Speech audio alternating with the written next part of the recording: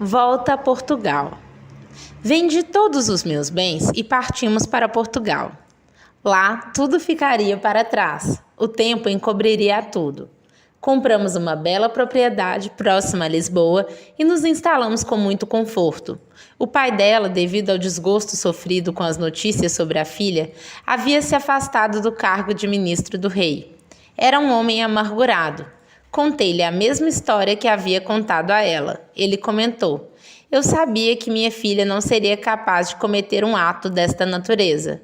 Foi tudo um lamentável engano, senhor, mas o tempo vai encobrir esta mágoa. Assim espero, barão. Espero que possam viver bem de agora em diante. Tenho certeza disto, pois a amo e tudo farei para que seja muito feliz." Ainda ficamos a conversar mais um pouco. Voltei para minha casa. Queria ficar próximo a ela o mais possível. Com alguns meses em Portugal, ela engravidou novamente. Eu, às vezes, acordava com pesadelos horríveis. Eram lembranças amargas da expedição. Figuras vingativas se aproximavam de mim e tentavam me matar durante o sono. Acordava transpirando muito e com o coração disparado. Isto foi se tornando rotineiro. Todas as noites eu tinha esses pesadelos horríveis.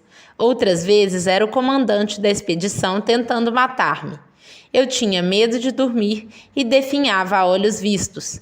Minha esposa começou a se preocupar com minha saúde. "Você tem que procurar um médico para ver qual é o mal que o aflige, barão." "Não é o mal do corpo que me incomoda, mas sim da alma, minha querida. A consciência me acusa dia e noite e isto está me aniquilando. Tenho medo de dormir, pois quando durmo vejo hordas de índios me perseguindo, ou os homens da expedição, ou o negro morto no nosso quarto. Todos me acusam de ter provocado suas mortes." "Mas você não tem culpa alguma. Tudo foi consequência daquela noite terrível."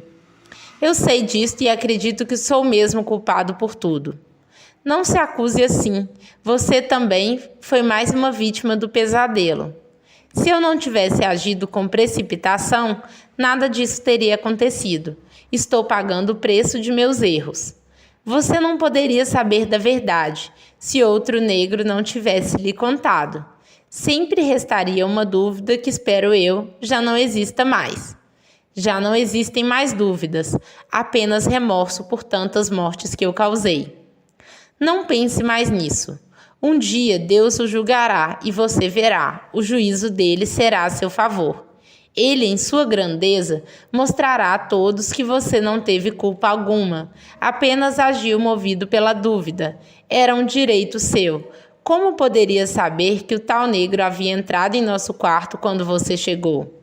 Além do mais, se matar a um negro não foi culpa sua. Se ele ficasse vivo, poderia ter esclarecido tudo ali mesmo. Vou procurar controlar meus pensamentos, querida." Disse isto mais para ela do que para mim, pois eu sabia de toda a verdade, mas não tinha coragem de contá-la. Quanto ao julgamento de Deus, eu o temia muito mais, pois, aos olhos dele, eu nada poderia ocultar. O inferno seria o caminho natural para alguém como eu. Este pensamento me incomodava muito mais ainda. Orava muito pedindo perdão divino, mas não tinha esperanças de obtê-lo. A gravidez avançada e eu me destruía cada dia mais.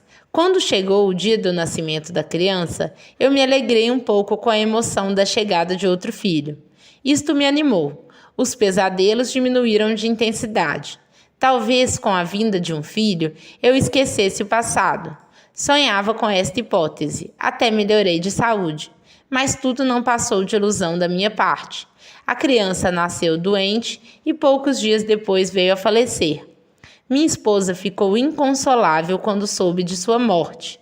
Eu me recolhi mais ainda. Comecei a acreditar num castigo divino. Sim, só podia ser um castigo pelos meus erros. Já havíamos perdido um filho que era saudável até eu chegar na aldeia e causar tantas mortes. Não achava outra explicação para duas crianças morrerem sem motivo algum que não uma maldição divina. Este pensamento foi se tornando insuportável. Os pesadelos voltaram com intensidade redobrada. Não me alimentava nem conseguia dormir mais que 1 hora seguida, sem sofrer acusações dos mortos. Minha esposa tentou me animar um pouco. Vamos, querido, não se abata tanto com a morte de nosso filho. Talvez seja o destino. Mais para frente teremos outro. Muitos casais tiveram filhos que morreram logo após o nascimento. Não somos os únicos. Nada respondi. Não tinha vontade de conversar. Ela ainda insistiu comigo. Resolvi contar-lhe a verdade. Vou contar-lhe toda a verdade, querida esposa. Depois verá que sou causador da morte de nossos filhos e de tantos outros. Que verdade? Perguntou curiosa. A morte do negro, dos índios e dos homens da expedição. Você já falou disto antes. Disto sim, mas como tudo começou, não. Foi só por causa da invasão do nosso quarto por aquele negro. Seria bom se fosse só isso. O que você não sabe é que fui eu quem mandou o negro entrar em seu quarto naquela noite. Como? Não estou compreendendo. Eu lhe contarei tudo, acalme-se. E comecei a falar da minha obsessão por ela não ser mais virgem quando casamos, e como encarei a sua recusa e lamentações durante a viagem até chegarmos à colônia. Quando terminei de falar, ela nada disse. Dos seus olhos corriam lágrimas em abundância. Após algum tempo conseguiu falar. Eu lhe juro por tudo o que há de mais sagrado que jamais havia sido tocada por homem algum. Eu alimentava o sonho de entrar para um convento da Virgem Maria e ser uma freira mariana. Foi por isso que chorei antes de me entregar a você. Como pôde duvidar da minha virgindade? Por que não acreditou em mim? Será que eu dava mostras de ser uma esposa leviana? Eu sinto muito. Sou o maior culpado por todo o seu sofrimento. Espero que me perdoe algum dia. Não é para mim que deve pedir perdão, mas sim para Deus por ter causado a morte de tantos inocentes. É por isso que eu me martirizo tanto. Minha consciência não tem paz. Acusa-me a todo instante. Além do mais, após seu desaparecimento naquela noite, eu descobri que a amava. Sim, eu a amo muito, minha querida esposa. Eu a amei nos últimos tempos. Achei que era um homem bom, mas agora não tenho certeza de nada mais. Por que tinha que me contar tudo isto agora que eu já havia esquecido todo o sofrimento por que passei? Eu não consegui ocultar mais. Sou culpado pela maldição que paira sobre nossas vidas. Que Deus me perdoe. Com voz dura, ela respondeu: duvido que ele o faça. Somente o inferno abrirá suas portas para recebê-lo quando morrer. Do céu não deve esperar nada. Nos seus olhos não havia mais lágrimas, apenas frieza e desprezo por mim. Ela apanhou suas roupas, joias e algumas coisas de uso pessoal e foi para a casa de seus pais. Eu havia perdido a única coisa que mais me importava neste mundo. Sim, ela era tudo para mim e sem sua presença não valeria a pena viver. Tranquei-me no quarto e chorei muito. Estava muito fraco e em poucos dias não tinha mais forças para me mover. Sentia-me um morto-vivo, com a consciência a acusar-me dos crimes cometidos por uma desconfiança idiota. Sabia agora que ela era pura quando se casou comigo. Sabia também que a amava muito. Foi o destino que me conduziu até Portugal para torná-la minha esposa. Não tive dignidade de acreditar nela quando me jurou ser virgem. Não tinha mais noção do tempo. Sabia que estava trancado no quarto há muitos dias. Não sabia se era dia ou noite e nem conseguia me mover na cama. Sentia dores em todo o corpo. Lentamente uma lassidão foi me envolvendo. Consegui dormir um pouco, mas logo acordei com pancadas na porta e com gritos que me mandavam abri-la. Senhor barão, abra esta porta, por favor. Ouvi também a voz de minha esposa pedindo-me que fosse abrir a porta. Animei-me com sua presença. Tentei me levantar, mas não consegui me mover. Estava paralisado pela fraqueza. Vamos derrubar a porta, falou alguém. As portas eram muito resistentes. Tinha um grande ferrolho atravessado no meio. Com um machado, começaram a despedaçá-la e eu nada podia fazer para ajudá-los. Por mais que me esforçasse, não conseguia mover um dedo. 1000 pensamentos passaram pela minha mente. Talvez Deus tivesse me castigado e paralisado meu corpo. Sim, só podia ser isto. Por fim, a porta foi derrubada. Vi meu sogro e minha esposa com alguns empregados. Quando entraram no quarto, taparam as narinas. Meu Deus, ele está morto há dias, falou ela. Sim, o cheiro está muito forte. Acho melhor providenciarmos um enterro o mais breve possível.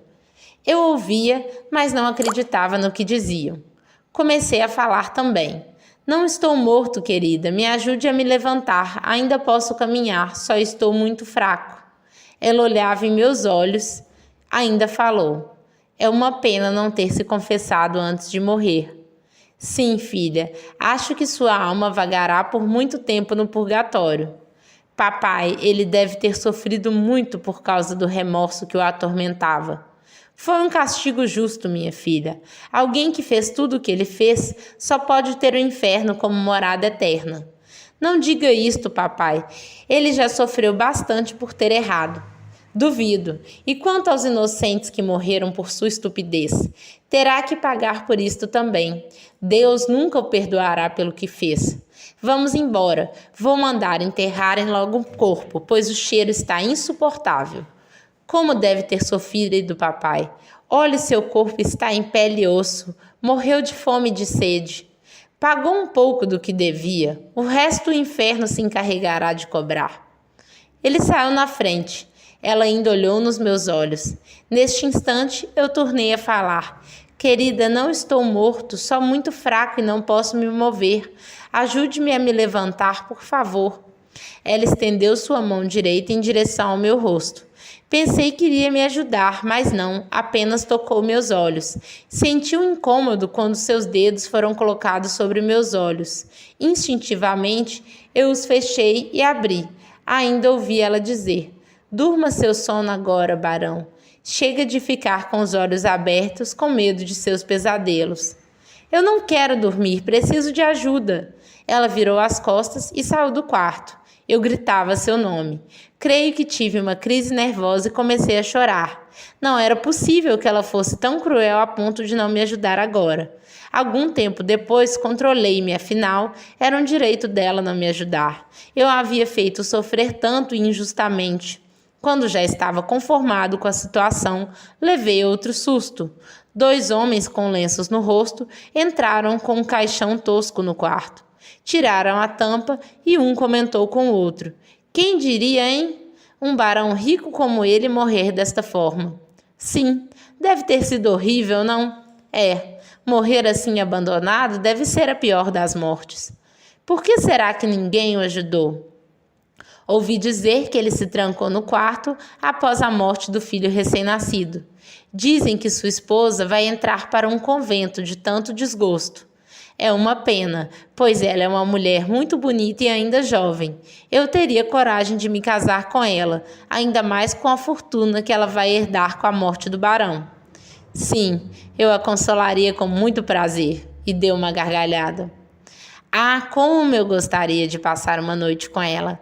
Garanto que aí sim ela veria o que é um homem, não um velho como este barão. Ela não deve ter sido muito feliz como mulher. Sim, isto é verdade. Já pensou uma beleza como ela tendo que suportar as carícias de um bode velho como este? Nunca conheceu o prazer que um homem de verdade poderia ter lhe proporcionado. Caíram na gargalhada. Eu comecei a xingá-lo de todos os nomes chulos que conhecia, mas eles nem sequer prestavam atenção em mim. Quando olharam novamente para mim, foi para me segurar, um pelos braços e outro pelas pernas, e enfiar-me no caixão. Não façam isto, gritei desesperado. Cuidado, pois meus ossos doem muito. De nada adiantaram meus gritos. Fui jogado sem piedade no caixão. Puseram a tampa sobre ele e começaram a pregá-la. Continuei gritando, mas não ligavam para meus gritos. Logo senti que era arrastado para fora do quarto. Fui mentalmente acompanhando o percurso. Pouco depois senti dores horríveis quando desceram os degraus da escada. Gritei muito por socorro, mas parece que ninguém ligava para mim. Senti quando jogaram o caixão sobre uma carroça. Parem, seus assassinos! Que vão fazer comigo? Para onde estão me levando? Uma ideia temerária tomou conta de mim. E se o pai de minha esposa tivesse mandado seus empregados sumirem comigo somente por vingança? Talvez quisesse se vingar pelo mal que eu havia causado à sua família e também a ele próprio, pois deixou de ser ministro do rei por causa do desgosto que eu havia lhes causado? Sim, Só podia ser isto. No mínimo iriam sumir comigo, porque eu não podia reagir devido à fraqueza que se apossara do meu corpo. Ainda pensava nisto quando percebi que pararam a carroça.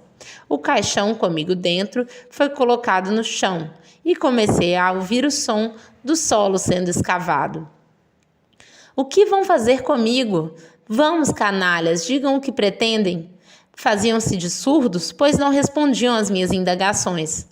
Logo, o barulho cessou e o caixão foi colocado numa vala. Isto eu percebi claramente. Apesar de fraco, tinha todos os sentidos alertas. Que horror! Começaram a cobri-lo com terra. Eu ouvi o som da terra caindo sobre o caixão. Parem com isto, vamos, seus cães imundos. Não podem fazer isto. É uma desumanidade enterrar um homem vivo. De nada adiantaram as minhas palavras. Ouvi quando fincaram algo que não pude precisar o que era. Ainda ouvi quando um deles falou: adeus, barão, que a terra o acolha para todo sempre. Malditos, pensei eu, quem iria saber que eu havia sido enterrado vivo? Somente eles saberiam onde me encontrar e na certa não iriam contar para mais ninguém. Sim, meu sogro havia se vingado de uma forma diferente, aproveitara-se da minha paralisia e sumira com meu corpo. E minha esposa, como poderia ter concordado com tal plano? Na certa queria ficar com minha fortuna e longe de mim. Eu achava que tinha sido um tolo em contar-lhe que desconfiava de sua virgindade. Agora pagava o preço da sinceridade. Na certa, ela falou com o pai e os dois resolveram enterrar-me vivo para ficarem com minha fortuna. Que imbecil eu havia sido!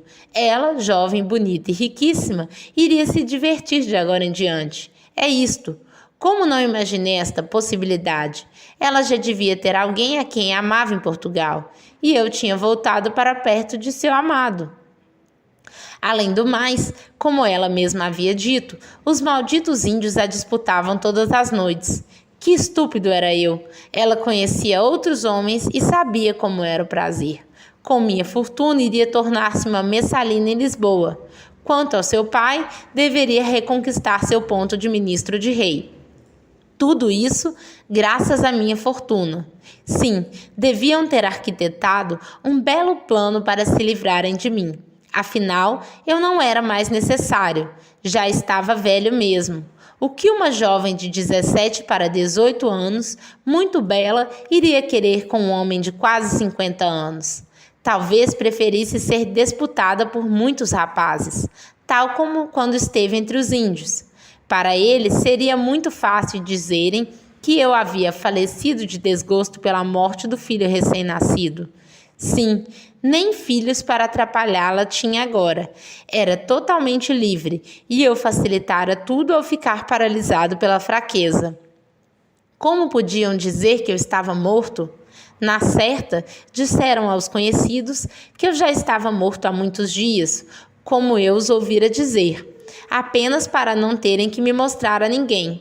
Sim, tiveram uma ideia perfeita para se livrarem de mim. Eu os amaldiçoei com todo o meu ódio. Que traição eu havia sofrido, a mesma falsidade de antes do casamento. No mínimo, o pai consentiu em dá-la a mim em casamento porque sabia que ela já não era mais virgem. O tolo e rico barão apareceu para salvar as aparências. Chamei-me de idiota muitas vezes. Por que fui me meter em tamanha enrascada? Não podia ter continuado no Brasil e usufruído tranquilamente dos encantos das jovens que eram minhas amantes? Estúpido barão, dizia eu. Mas, e agora? Como sair dali se não tenho forças para me mover? Além do mais, o caixão era espesso e forte, e eu não conseguia quebrá-lo, ainda mais que estava enterrado a uma boa profundidade. O ódio foi tomando conta de todo o meu ser. Cadê o negro e os índios que antes não me davam paz? Onde estariam eles agora? Tudo não passara de uma ilusão de minha mente por causa de um remorso estúpido? Sim, era isto mesmo. Eu fiquei com a consciência a me cobrar pela morte de uns miseráveis e só arruinei minha vida com isto. Que tolo havia sido! E não havia meios de me livrar daquela situação. Quem sabe se eu orasse a Deus pelo seu socorro? Sim, Deus é bom e iria se compadecer do meu sofrimento. Não iria concordar em sua infinita bondade com tamanho crime praticado por parte daqueles dois. Não, no mínimo ele me salvaria daquela situação horrível. Comecei a orar com grande fervor. Fiz todas as preces que conhecia, por muitas vezes. Orei também a todos os santos e santas que conhecia. Sim, alguns deles poderiam, num ato de misericórdia, fazer com que alguém cavasse ali e encontrasse o caixão. Depois de muito tempo orando, ouvi alguém cavar o solo. Não era perto ou acima, mas estavam cavando. Sim, Deus e os santos haviam ouvido minhas preces. Uma alma piedosa, guiada por mãos divinas, vinha em meu socorro. Na certa, iria cavar todo lugar até me encontrar. Isto era certo, pois Deus ouvira minhas preces. Algum tempo depois, cessaram os golpes no solo. Achei que não iriam me encontrar. Ouvi alguém falando algo, mas a distância não me permitia entender o que falavam. Gritei bem alto. Quem sabe ouviriam, apesar de eu saber que o som não chegaria até eles, pois o caixão fazia um eco muito forte. Isto significava que o som não se propagaria. As vozes cessaram. Achei que haviam desistido de procurar por mim. Continuei orando e orando sem parar.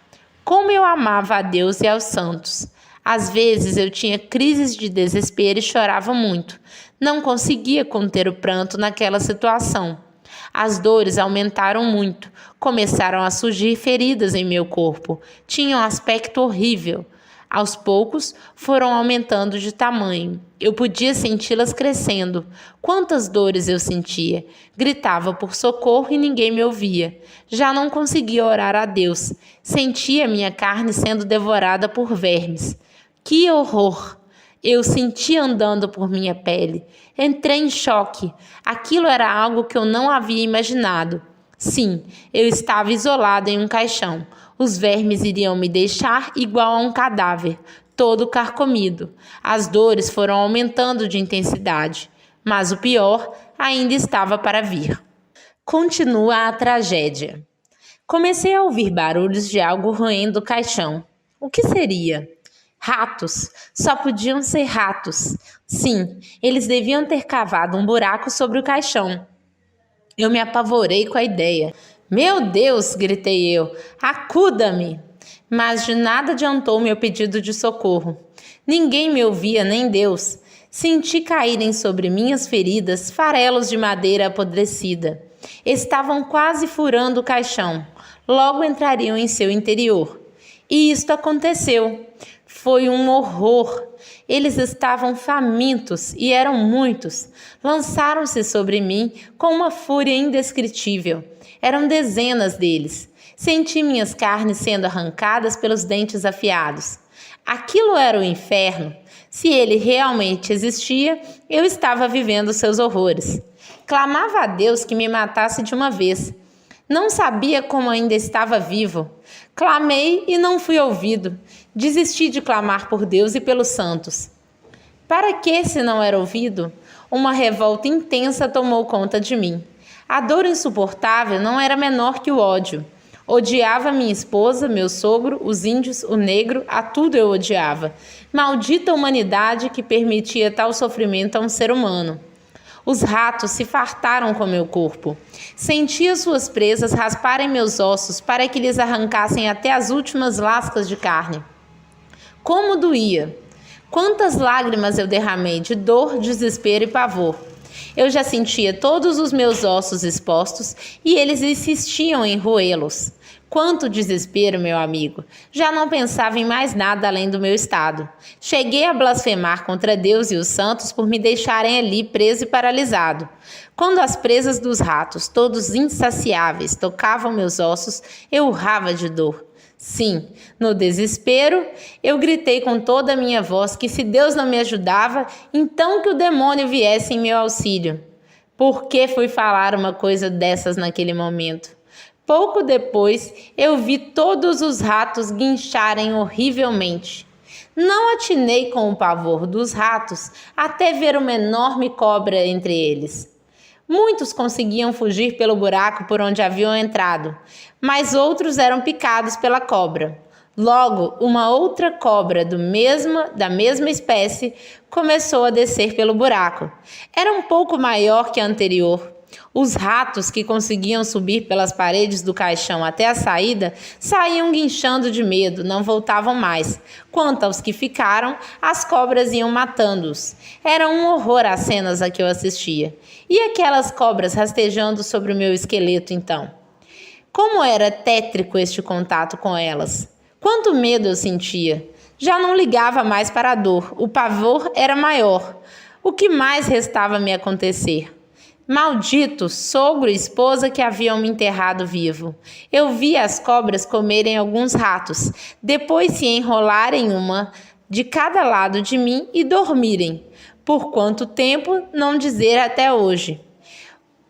dizer até hoje. Uma delas começou a se rastejar rumo ao buraco de saída.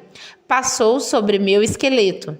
Já estava paralisado há tempos e procurei não me mover mais ainda, se é que isto seria possível, pois eu era só ossos. Não havia roupa alguma a cobrir-me, tudo havia sido roído pelos ratos. Mais tarde, a outra cobra saiu também. Melhor assim, pensei. Engano meu, pois os ratos voltaram, não tantos como da outra vez. O desespero tomou conta de mim. Aquilo foi uma armadilha das duas cobras, pois pouco depois elas voltaram e atacaram os ratos. Tinham nova refeição fresca, pensei eu. Depois da refeição, dormiram sobre meu esqueleto. Uma delas se aninhou entre minhas pernas, a outra sobre meu tórax. Aquilo era o pavor extremo que se poderia sentir. Estava a um palmo da minha boca. Minhas narinas sentiam seu cheiro peçonhento. Fechei os olhos, mas de nada adiantou, pois continuei vendo-a. A proximidade era tanta que eu temia respirar muito forte e acordá-la.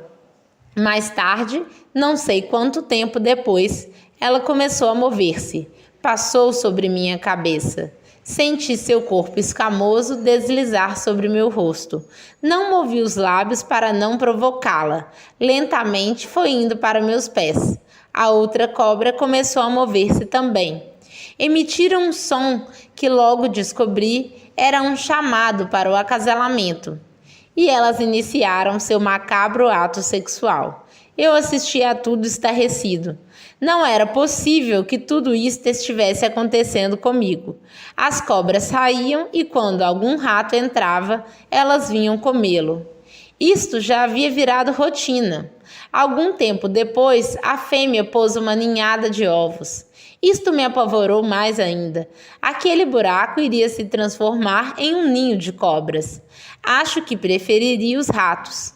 Logo, os ovos começaram a se partir e saíram pequenos filhotes. Mal haviam nascido e já rastejavam sobre meu esqueleto. Eu vi uma delas se alojar em meu pescoço. Alguns dias depois, famintas, picavam meus ossos na tentativa de comerem algo.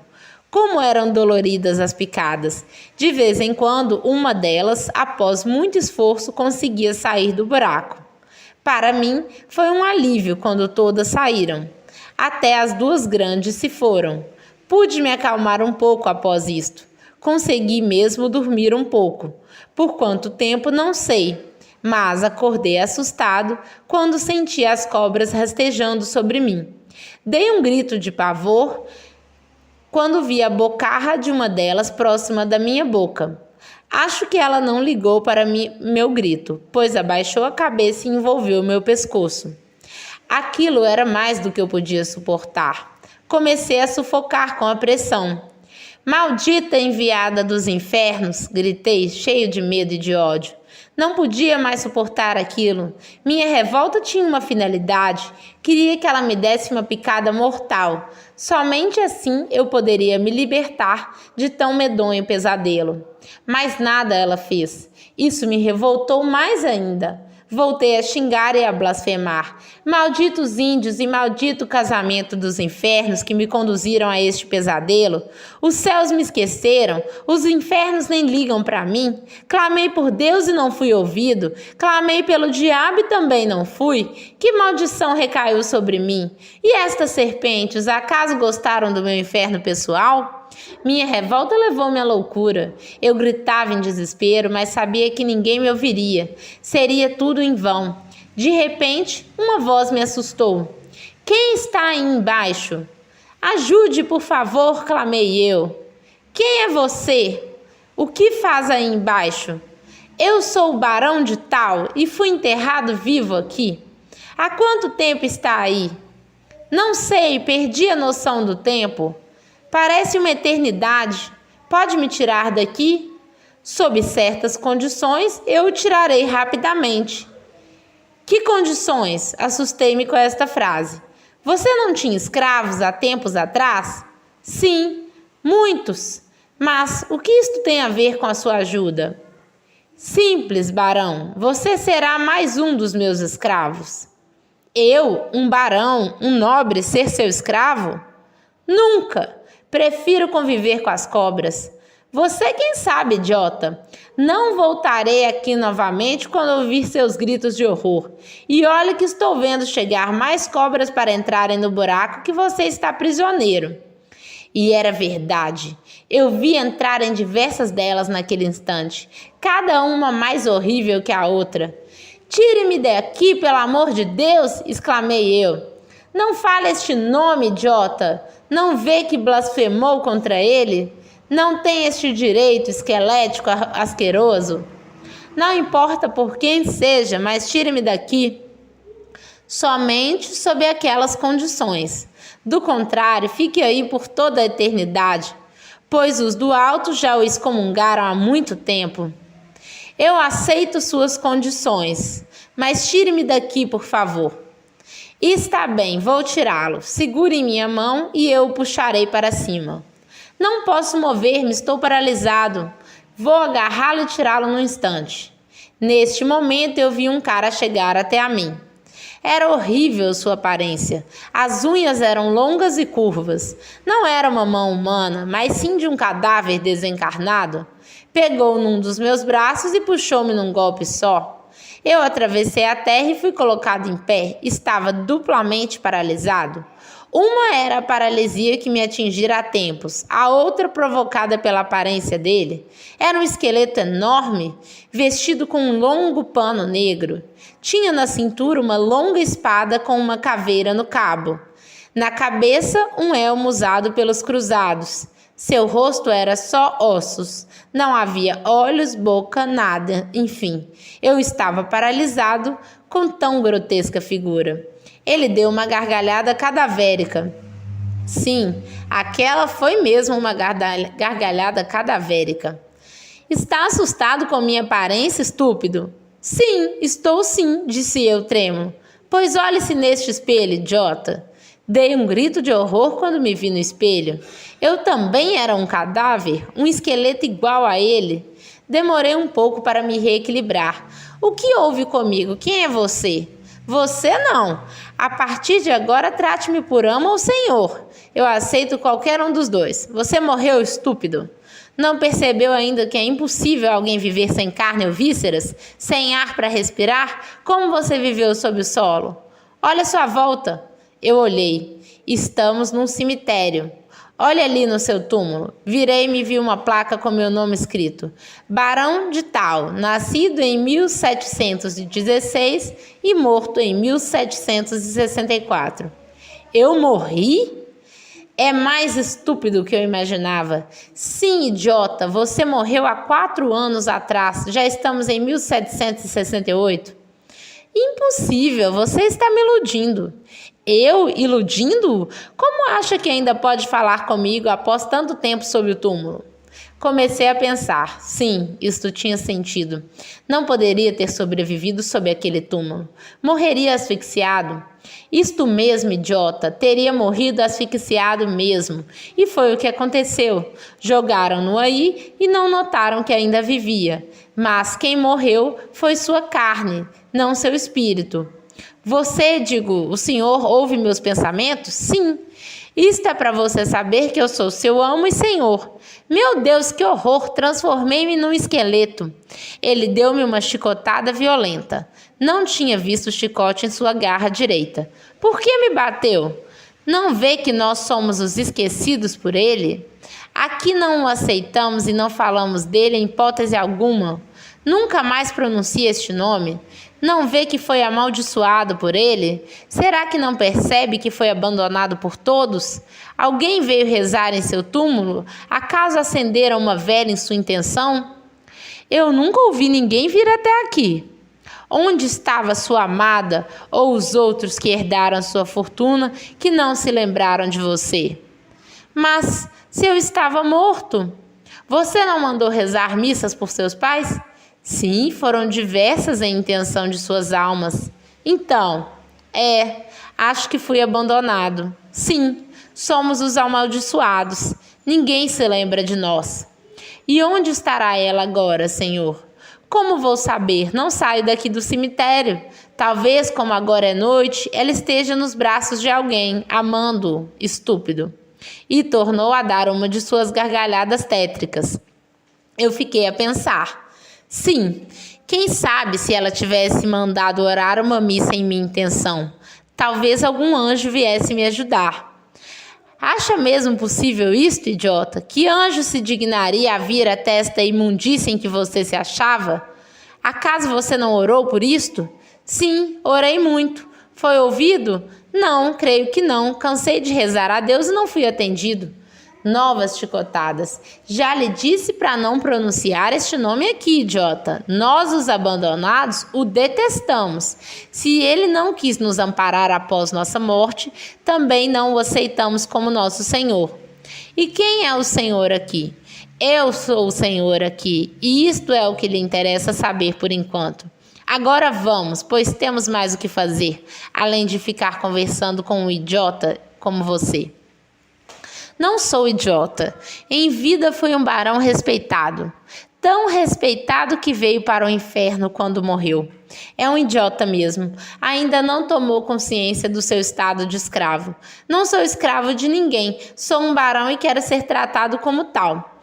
Ele levantou a mão esquerda, a garra, e fui lançado novamente na cova, em meio às cobras. Como ele conseguiu isto, não sei, mas eu tremia de pavor. As cobras cravaram suas presas em meus ossos. A dor era tanta que pedi clemência a ele. Senhor, amo meu, tire-me daqui que serei seu escravo para sempre. Juro pelo das trevas que não irá mais me desobedecer ou desafiar. Eu juro pelo que reina nas trevas que o servirei para sempre. Assim é melhor, escravo. E fui arrancado novamente do túmulo. Uma das cobras ainda veio com suas presas cravadas em meu braço, osso do braço. Ele apanhou-a e ela não lhe fez nada. Enrolou-se em seu braço esquerdo e ficou olhando para mim. Agora você sabe quem manda por aqui, idiota. Siga-me. Eu andava com o esqueleto travado, não conseguia articular os ossos. Isto passará com o tempo, escravo. Posso fazer uma pergunta, amo? Faça, escravo. Todas as cobras eram como essa, não de carne e ossos? Não.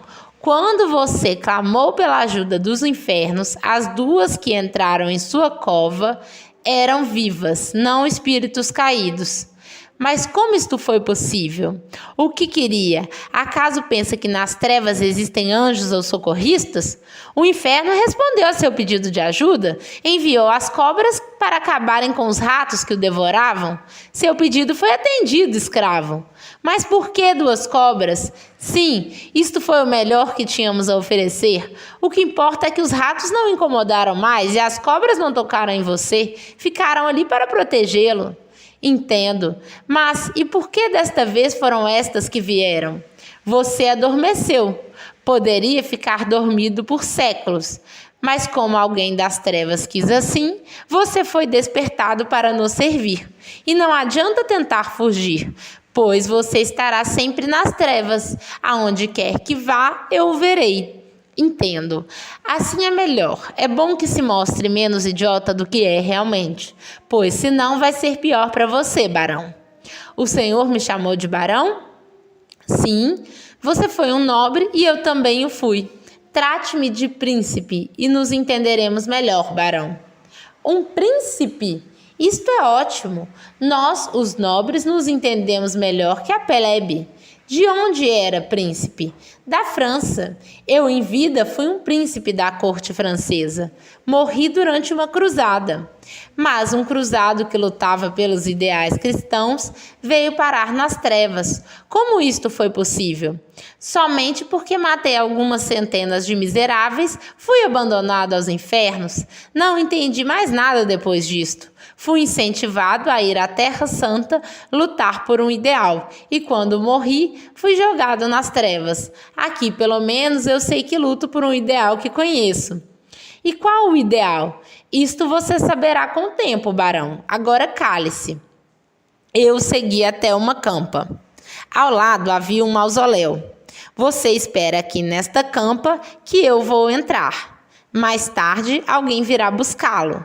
Fique de guarda. Na Assembleia Sinistra, eu fiquei sem saber o que fazer.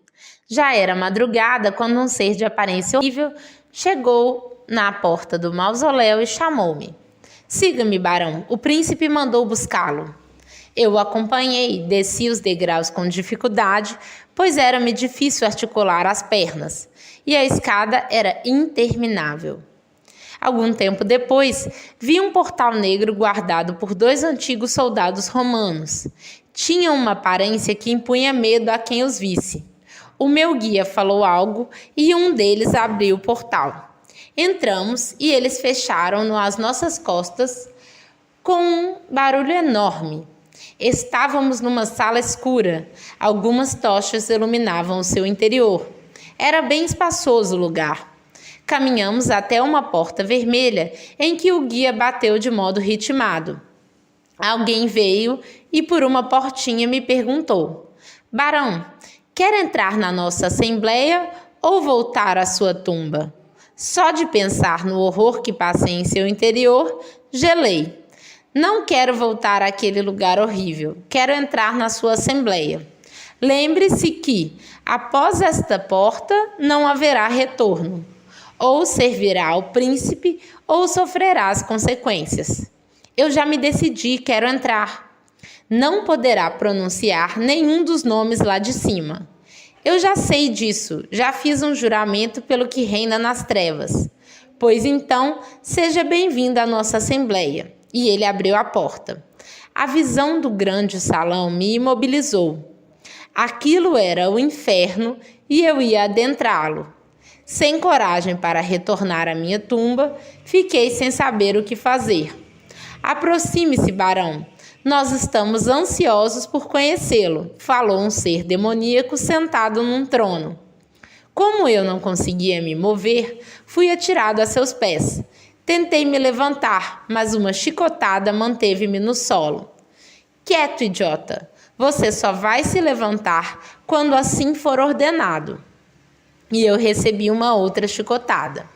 Os entes infernais se divertiam às custas de minha dor. Quanta estupidez, pensei eu. Isto foi algo que eu não devia ter pensado. As chicotadas foram tantas que nem lembro do quanto apanhei. Quando o carrasco parou de me chicotear, o príncipe falou: Eis o novo escravo que adquiri, maioral. Caso o queira, eu lhe dou de presente. E para que eu iria querer um inútil como ele? Só sabe chorar e chamar por socorro? Coragem não possui, e além do mais, se julga um infeliz por estar aqui. Para mim não serve. Fique com ele para você, príncipe. Eu lhe dou. Faça o que bem entender com este traste inútil. Posso oferecê-lo para os outros membros, maioral? Sim, príncipe. Quem sabe alguém possa usá-lo. Então vou leiloá-lo, barão. É um escravo mesmo. Talvez consiga algo interessante por você. E ele me ofereceu a todos aqueles seres horríveis. Muitos ofereceram pessoas vivas em troca. Outros, riquezas ocultas e muitas outras coisas que nem vou citar. A tudo o príncipe recusava. Somente quando um ser com a aparência de uma grande cobra ofereceu uma linda jovem em troca, o príncipe aceitou. Um ser com cabeça de cobra levou-a até o príncipe e a entregou. Ele agarrou todo feliz. O que fez, não vou dizer-lhe, mas fiquei chocado. Foi passada uma corrente em meu pescoço e fui entregue ao ser com aparência de cobra. Gritei que não era justo o que estavam fazendo comigo.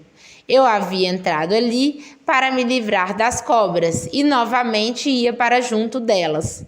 Tornaram a me chicotear. Calei-me por precaução. Era melhor aguardar os acontecimentos. Logo a assembleia terminou e todos foram se retirando. O príncipe continuava com a jovem. Ela já não era mais a mesma. Ele havia esgotado toda a sua juventude em pouco tempo. Quanto a mim, fui arrastado por meus novos donos. Entraram por uma porta negra e me levaram junto. Não sei quanto tempo demorou, mas quando chegamos a um lugar fétido, fui acorrentado a uma parede com argolas. O tempo não contava ali. Um dia, fui levado até o amo. Venha cá, escravo, tenho um trabalho para você. Alguém me pediu ajuda e pagou muito bem por isto. Você executará a tarefa para mim. Caso falhe, as minhas cobras o atacarão.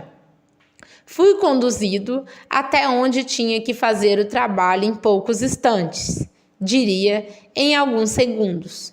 Um daqueles que me conduziam explicou qual era a tarefa. Teria que induzir uma jovem a se entregar a um homem de aspecto asqueroso. Ou fazia o trabalho, ou as cobras me atacariam. Procurei saber como agir e recebi instruções. Foi até fácil a tarefa. Assisti a tudo, pois eu agia no subconsciente dela. Não teve forças para resistir aos calafrios do homem. Eu vi tudo e até me excitei com aquelas cenas. Por diversos dias agi daquela forma, até que ela se tornou dependente dele. Quando tinha domínio sobre ela, fui levado de volta. Muito bem, barão. Trabalhou bem. Vamos, hoje iremos receber uma oferenda e você poderá participar. Eu fui acorrentado até o lugar. Novamente chegamos em instantes. Vi uma bruxa velha fazer uns riscos no chão, chamar o meu chefe e dar-lhe uns presentes.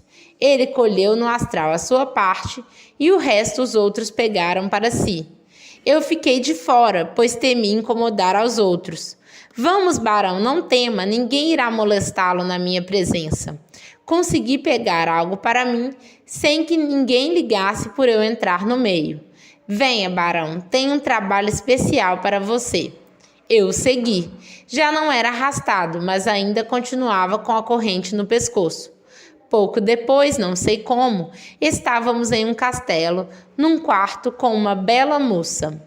Olhe, barão, esta jovem tola quer entrar para uma ordem religiosa e o pai dela quer casá-la com um homem de muitas posses. Quero que você faça ela sentir tanto desejo que acabe desistindo da ideia e aceite se casar com o homem. Se conseguir isto, tirarei a corrente de seu pescoço para sempre. Tal ideia me animou e eu trabalhei com afinco. Em poucas semanas ela aceitava o casamento. Novo presente, a libertação da corrente e ainda um elogio. Barão, você é o melhor no assunto. Vou promovê-lo entre os que me servem. E assim foi passando o tempo e eu subindo na hierarquia infernal. Um dia, até o maioral me requisitou para servi-lo. Fiz um ótimo serviço. Em troca, ganhei um medalhão para carregar no peito. Outro trabalho bem realizado e novo presente. Uma capa preta e um manto para cobrir meu esqueleto. A cada trabalho, novo presente. Botas, espadas, punhais, moedas e até moças para serem minhas escravas. Um dia, o príncipe veio me pedir ajuda. Eu o servi bem e ele quis que eu escolhesse o presente. O que fez daquela jovem que foi trocada por mim, príncipe? Ela tinha praticado diversos abortos e foi lançada nas trevas por seus crimes. Por quê? Eu a quero como presente, já que me foi dado escolher. É, barão, ela já não é tão linda como naquela época. Duvido que alguém com um gosto refinado como o seu vá querê-la. Já escolhi, príncipe. Cumpra sua promessa. Com muito prazer, barão. Achei que iria pedir algo mais valioso por sua ajuda, até que me saiu barato. Olhe que eu não aceito devoluções. Não se preocupe, príncipe, não a devolverei. A um gesto dele, e ela estava na minha frente. Como consegue isto, príncipe? Você não sabe como ter estes poderes, barão? Não, ainda não aprendi, pois vou ensiná-lo assim que tiver outro serviço para você. Obrigado, príncipe, você é muito generoso comigo. Eu gosto de você, barão, tem classe ao realizar os seus trabalhos. Agradeci as suas palavras e saí com a jovem. Ela era só pele e ossos. Ele havia subtraído toda a sua energia vital. Com o passar dos dias, ela começou a melhorar o aspecto. Foi se refazendo pouco a pouco. Eu aprendi tudo com o príncipe. Ele era um mestre em tudo. Em pouco tempo, eu conhecia tanto quanto ele. Ainda consegui outras escravas com ele. Com o meu amo, consegui a liberdade e fui admitido na Assembleia dos Maiorais. Já era aceito como um deles. Formava minha falange, só de moças, uma mais bela que a outra. De fato, eu tinha um gosto refinado. Eles não sabiam, mas eu tentava ajudar aquelas moças para compensar aquelas que um dia eu havia arruinado quando ainda na carne. Instalei-me nos subterrâneos de um velho castelo. Ali minha falange crescia. Usufruía os prazeres restritos de um espírito das trevas, mas também doutrinava a todas elas. Tinha longas conversas e mostrava o porquê de serem escravas das trevas. Não maltratava nenhuma delas. No fundo eu tinha pena, e estavam ali por não terem tido uma boa escola, uma boa orientação. Eu as ensinava e comecei a ser chamado de professor. Sim, professor da meia-noite, pois eu já era agora um dos guardiões da meia-noite. Nesta hora, nós éramos invocados pelos magos negros ou bruxas para realizarmos seus pedidos imundos. Eu os olhava com nojo. Eram piores que nós, servidores das trevas. Minhas moças só realizavam tarefas limpas. Como eu tinha muitas ao meu lado, eu podia tirar 10 de alguém, quando isto era pedido, mas logo depois devolvia 20 no lugar das 10. Com isto, eu satisfazia o pedinte e mais à frente devolvia tudo dobrado à vítima das magias negras. Nunca pegava trabalho sujo, ou seja, que fosse prejudicar seriamente alguém. Armava minhas escravas com tudo de bom e do melhor. A primeira delas eu elegi como minha princesa. Ela me acompanhava por todos os lugares. Comecei a capturar escravos nas covas, os esquecidos da luz. Eu os pegava para mim sempre que possível. Em alguns anos, minha falange era enorme. Já era um dos mais respeitados guardiões da meia-noite. Todos os entes das trevas me temiam, pois eu era muito sério e não tolerava ofensas. Quem tocasse em minha falange era aniquilado ou escravizado. Na Assembleia, até o príncipe me respeitava. Só o maioral era superior a mim, mas também não abusava de minha reputação. Eu era temido, e isto era o que importava. No astral negro, eu era um dos grandes no ponto da meia-noite. Eu era o professor da meia-noite e ponto final. Por volta de 1850, fui informado pela minha princesa que quem eu procurava se encontrava no Brasil. Instantaneamente vim para cá. Queria vê-la e saber de toda a verdade. Quando ela me mostrou o lugar, vi que não poderia entrar. Era uma igreja. Que azar! Como falar com ela? Fiquei por perto alguns dias, mas não a vi. Voltei ao meu castelo para junto da minha falange. E então, barão, conseguiu vê-la? Não, princesa, não posso entrar em uma igreja. Isso seria o meu fim como guardião. Barão, você me ajudou um dia quando me tirou das garras do príncipe. Tenho uma dívida com o senhor. Se quiser, eu consigo um encontro com ela. Como, princesa? Confie em mim? Sim, se não confiasse, não a teria ao meu lado por todo esse tempo. Vou me ausentar por uns dias. Quando tiver conseguido o encontro, venho buscá-lo. Está bem assim? Para mim está ótimo, princesa. E ela partiu num piscar de olhos. Sim, a princesa era leal. Como ela o conseguiria, eu não sabia, mas confiava nela. A princesa veio para o Brasil e foi direto ao cemitério levantar um morto recente. Sim, ela sabia onde conseguir o que precisava. Apanhou um velho que não era um grande devedor da lei maior e fez com que ele entrasse na igreja à procura de minha antiga esposa. Levava um recado da princesa. Eu fui mandado para convidá-la, senhora. O barão quer vê-la. Que barão? Não conheço barão algum. Eu não sei quem é este barão, madre. Estou cumprindo ordens de minha senhora. Quem é a sua senhora, alma pecadora? Por que não vai vê-la? Assim saberá quem é o barão. Onde está ela? Acompanhe-me, madre. Eu a conduzirei até ela. A madre o acompanhou até um cemitério próximo. Foi levada até minha princesa. Quando ela viu a princesa, assustou-se. Você, ente das trevas, é a tal princesa? Sim, sou a princesa do barão. E que é o tal barão? Ele foi o seu marido por algum tempo, há muitos anos atrás. Ah, sim, agora me lembro. Como está ele? Muito bem, ele quer vê-la. Tem muita necessidade de falar com a senhora. Então, diga a ele para vir até a igreja falar comigo, pois, se souberam onde estou, ele também deve saber. O barão não pode entrar numa igreja, ele serve ao que reina nas trevas. Vejo que ele não mudou em nada, apesar da morte horrível que teve. Isso eu não sei, madre, mas ele pensa muito na senhora. Por que não fala com ele?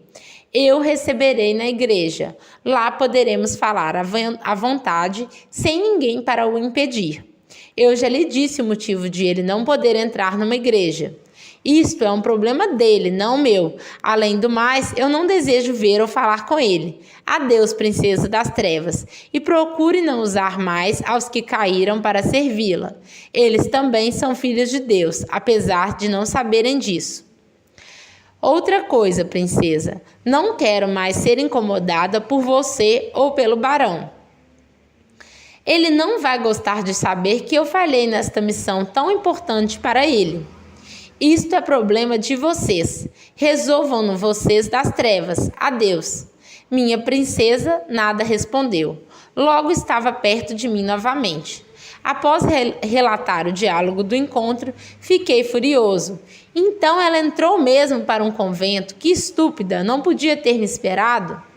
Acho melhor esquecê-la, barão. Ela está muito velha. Não é mais a jovem bonita de que o senhor falou. Não é pela beleza que eu queria vê-la, mas para esclarecer algumas coisas do passado. Ela não irá vê-lo em hipótese alguma, barão. A mim, ela pareceu uma mulher triste. Você viu alguma auréola sobre sua cabeça? Não, senhor, mas o que isso tem a ver? Somente aqueles que têm uma auréola sobre a cabeça não sofrem por ligações com o plano terrestre. Tome cuidado com aqueles que a tiverem, princesa, pois se levantarem a mão direita em sua direção, você será fulminada por uma luz 1000 vezes mais quente que o fogo. E por que disto, barão? São missionários do terceiro plano. Não os desafie, pois irá se arrepender. E se pedirem algo? Eles não pedem, ordenam. Faça o que ordenarem, caia fora o quanto antes. Vou observar isto de hoje em diante, barão. Faça isto e não terá problemas, princesa. Vamos nos divertir um pouco, pois estou magoado com a recusa do encontro por parte da minha madre. Ela sorriu com minhas palavras. Gosto do seu jeito, barão. Tem muita classe e um estilo que ninguém mais possui. É a origem nobre, princesa. Tive que levar muitos anos à morte para adquiri-lo. Ela não entendeu minhas palavras, mas o que importava isto, afinal? Era só mais uma das vítimas dos erros cometidos por ignorância das leis que regem a criação. Eu também me julgava uma vítima destas leis. Com a recusa da minha esposa em falar comigo, eu me transformei para pior. Aproximei-me de outros guardiões das trevas. Envolvi-me com todos os tipos de rituais negros. Agia com minha falange por todo o astral inferior.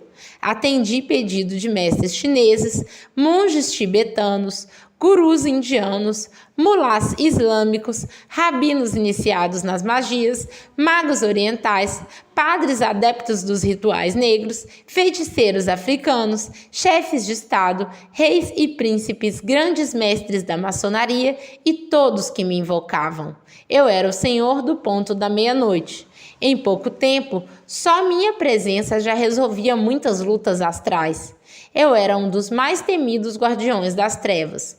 Fui um dos poucos a conseguir descer até o fundo do abismo e tornar a subir com a mesma facilidade. Tive acesso aos livros negros das trevas, conhecia todos os mistérios das trevas. Mesmo eu, o senhor da meia-noite, assustava-me com o que lia. Aquilo contrariava tudo que eu havia aprendido na carne e em espírito. Descobri que eu, um guardião todo-poderoso, não passava de um mero instrumento da lei maior. Neste momento, interrompi sua fala. Espere um instante, meu amigo. Poderia falar um pouco sobre esta sua descoberta? Posso sim. Quando fui iniciar-me na Assembleia dos Guardiões, não tinha noção do que significava aquilo. Fui porque não tive alternativa. Ou me iniciava ou continuava escrava do ser com cabeça de cobra. Antes ser senhor que escravo. Nas trevas, só há dois modos de vida. Ou você serve ou é servido. Melhor viver assim do que viver no meio termo. O que quer dizer com isto? O umbral ou purgatório é um lugar onde não impera lei alguma. Foi ali que eu fiquei por muitos anos até sair da cova. Eu estava no umbral. Aquilo é o nada. Você não tem noção de tempo ou espaço, nada existe além do tormento do espírito. Como eu era um grande devedor da lei maior, não havia retorno. Ou descia mais um pouco, ou enlouquecia. O umbral é isto, meu amigo, o esquecimento pela lei. Eu vi espíritos vagando por lá durante séculos. Perdem toda fé e esperança. Ali não vai ninguém para socorrê-los. Cada um tem que achar sua própria saída. Não lhe lançam uma escada para se elevar. Você tem que construir sua própria escada. O que existem são alguns agrupamentos de espíritos socorristas muito fechados. Eu mesmo conheço muitos destes locais. Não saem em busca das almas ou espíritos que vagam sem rumo? Quem lhe falou isto? Eu li em um livro. Conversa fiada para iludir incautos. O que falaram ou escreveram não foi um umbral ou purgatório, como nós, os guardiões, conhecemos muito bem, mas sim as camadas de atrações de almas pouco devedoras. Esta é uma região onde andam livres por todos os tipos de espíritos. Nesta faixa vibratória, que chamam de umbral ou purgatório, o espírito pode ir onde quiser que ninguém o incomoda, ou seja, pode se agregar com quem quiser. Porém, o acesso ao verdadeiro umbral somente a lei determina. Para lá você não vai. Aquilo é uma continuação do modo de viver, pensar e agir de quando ainda se estava na carne. Você não percebe que está lá, ainda pensa que está vivo e não compreende nada do que realmente lhe aconteceu. A zona de atração ou camada sobre e não sob a crosta terrestre é o que descrevem como umbral ou purgatório. No verdadeiro umbral, apenas os guardiões penetram, tanto os da luz como os das trevas, e assim mesmo com certa cautela, pois lá não impera lei alguma. Esta região pertence àqueles que não pertencem nem aos céus nem aos infernos. Ali nem os das trevas entram, pois não têm direito sobre quem lá está.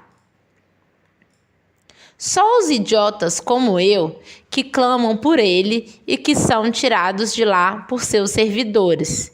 Isto quer dizer, sim, se eu tivesse mantido minha fé no Criador, com o tempo seria despertado do meu estado ilusório e seria resgatado para algum lugar adequado. Ou seja, tudo ali é uma prova da fé de cada um, não? Vejo que você compreendeu o que falei. Muito interessante, pois contraria tudo o que sei sobre o umbral. É isto mesmo. Ali ninguém o ajuda. Isto não é permitido. Quem disser o contrário está mentindo ou não conhece o verdadeiro umbral. O Criador prova a cada um que ele existe, e todos os que têm alguma dúvida disto conhecem um umbral ou zona neutra, onde a lei reina implacável. Você é provado a cada segundo até as raias da loucura. Apenas os que enlouquecem não definem um rumo, permanecem ali por séculos e perdem a noção de tudo. Há 3 saídas para aqueles que são condenados ao purgatório: ou sobem, ou descem, ou permanecem. De vez em quando, uma força misteriosa agita o umbral. Não é visível para o mais iluminado dos espíritos ou o mais poderoso dos seres das trevas. Sabemos disto porque, numa destas agitações, nós estávamos lá. Esta força misteriosa colhe espíritos aos milhares e vai computando-os em um envoltório luminoso para serem levados para algum lugar que eu não conheço. De lá, são imediatamente conduzidos à reencarnação. Não têm noção de nada após o envolvimento pela luz misteriosa. Como sabe que vão para o reencarne? Eu li isto nos livros negros. É por isto que lhe disse que lá nem o das trevas manda. Como você entra lá? Eu não entro. Sou chamado ou mandado. Não importa. O umbral não é um lugar, é um estado de espírito mental. Ali você ouve de tudo. É uma região alimentada por vibrações mentais. Eu, na minha cova, estava no umbral e não sabia disto. É mais complicado do que parece à primeira vista. Muito mais, Taloiá. E verdade, esta região é toda ela pura criação de mentes combalidas pela dor de seus corpos e almas. Imagine um pesadelo e você terá uma noção do que é um umbral. Cada um o vê à sua maneira e encontra nele os monstros particulares que alimentou durante sua passagem pela carne. O umbral é a materialização dos medos do subconsciente de cada um. Percebe o que estou lhe explicando? Melhor impossível. É uma zona em constante mutação. Vejo que entendeu o que falei. E quanto à minha indagação inicial sobre minha descoberta, foi ao acaso, se é que ele existe, que me conduziu a esta conclusão. Eu sou um guardião e alguém me é superior na hierarquia, depois outro é superior e assim por diante. Conclusão: você em verdade não manda, mas sim é comandado e só faz o que seu superior permite e espera que você faça. Ainda não ficou claro para mim sua explicação, meu amigo. É muito simples. Um dia eu causei muitas mortes e fui imediatamente julgado culpado. Dali em diante, tudo foi consequência do meu erro. Alguém lá de cima ou de baixo já sabia do meu erro e qual a pena apropriada. Eu apenas me guiei no caminho que a lei maior me colocou. Não adiantou eu ainda em vida me arrepender. Tinha errado e iria pagar. Fiquei reduzido a este esqueleto atado ao meu corpo. Posso me metamorfosear como um camaleão, mas eu sou uma caveira. Isso não posso negar para mim mesmo. Então, que adianta tentar ocultar? Aqueles que conhecem a verdadeira natureza das almas sabem por que eu fui reduzido a este estado. Meus crimes estão anotados nos livros. O branco e o negro, e isto é o que importa. É por isto que eu não escondo o que sou. Isto é um ato nobre de sua parte, meu amigo. Eu diria que simplesmente aceito as coisas como são e não faço nada para dissimular meu estado. Bom, acho que já interrompi por demais sua história, meu amigo, mas agora sei um pouco mais sobre o outro lado. Então vou continuar com minha história. Como eu dizia, não passava de um instrumento da lei. Estudei os livros em sua maioria e vi que nós somos uma sucessão de erros e acertos. Se fizermos o bem, nada de mal nos advém no futuro, mas se erramos, pagaremos. Se fizermos o mal, com o mal seremos pagos, e assim por diante. Isto eu já conheço. Sim, eu sei, mas talvez não saiba que céu e inferno só existem para quem os procura. Como assim? Eu encontrei nas trevas espíritos que já foram grandes luminares da humanidade e que em uma encarnação posterior cometeram uma falha grave e foram purgar o erro nas trevas. Isto é o pior que pode acontecer a alguém que já tenha conquistado um alto grau de espiritualização. Não?